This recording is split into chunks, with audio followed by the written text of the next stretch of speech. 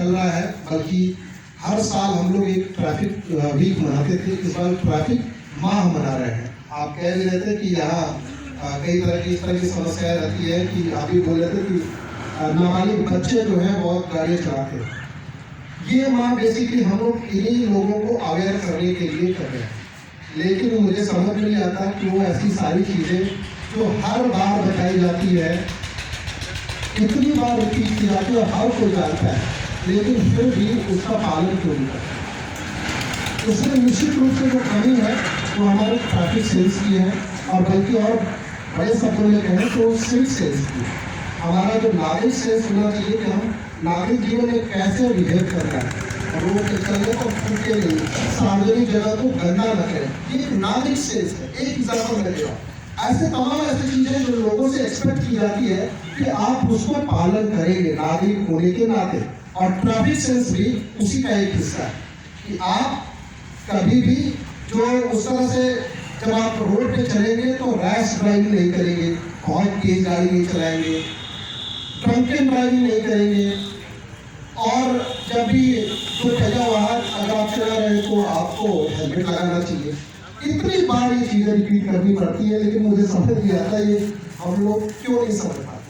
अब रही बात अगर कार्रवाई की है तो कार्रवाई तो हम लोग निश्चित रूप से हम लोग हमेशा करते रहे, और ये वन टाइम अफेयर भी नहीं है, हम आगे भी करते रहेंगे। बल्कि आपने जैसा सजेशन दिया, इसको हम लोग नाबालिगों के लिए एक विशेष अभियान चला, और उतना ही नहीं बल्कि और भी ट्रैफिक रिलेटेड अभियान को आप थोड़ा जोड़ देने की जरूरत है। आप देख रहे होंगे कि बहुत समय से ट्रैफिक की गाड़ियाँ कम चेक हो रही है, पिछले एक साल से उसके पहले और सालों की तुलना में। तो उसको हमारा दोनों चीज़ पे जोर रहता है, एक तो लोगों को समझाना, दूसरा कार्रवाई करना।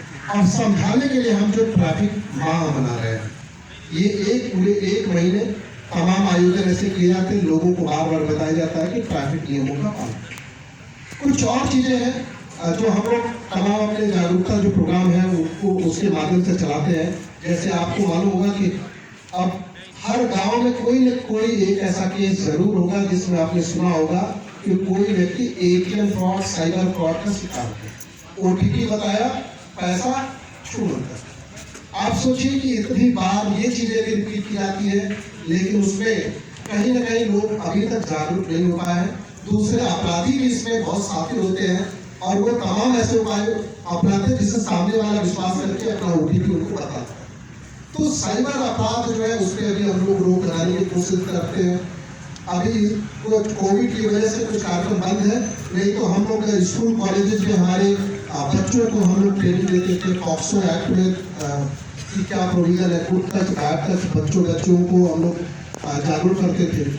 तो ऐसे बहुत सारे प्रोग्राम हैं जिसको हम लोग चला रहे हैं, ताकि लेकिन सब में सबसे जरूरी चीज है जिसके लिए संभवतः आज का भी प्रोग्राम रखा गया है कि आप सबकी भागीदारी।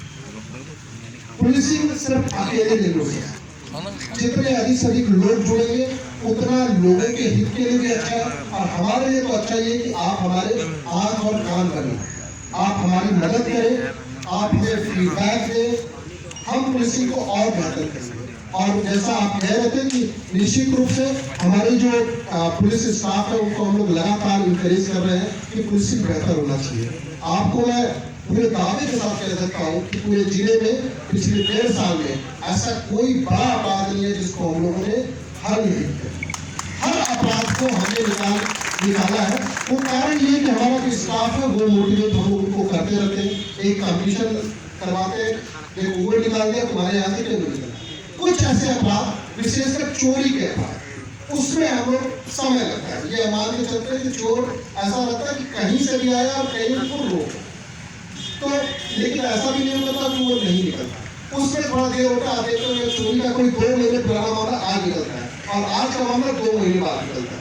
तो लेकिन अधिकांश जघन्य अपराध, गंभीर अपराध आपने देखा होगा जिले में शायद ही कोई बचा हो जो इस पूरी पुलिस टीम ने न निकाला, जो हमारा सबसे बेसिक काम है पुलिस का, और उसको हम लोग और बेहतर करने की कोशिश करें। रही बात, आप मास्क का भी जिक्र कर रहे थे, कोविड का जिक्र कर रहे थे, आप सबके सहयोग से आप सभी लोग, मैं नाम लूंगा तो बहुत कम होगा, बहुत सारे लोगों को मैं पहचान रहा हूँ, आप सब ने प्रत्यक्ष अप्रत्यक्ष रूप से जो हम लोगों का मास्क का ड्राइव था, एक रक्षा सूत्र मास्क का, उसको बहुत अच्छे से आप लोगों ने सहयोग किया।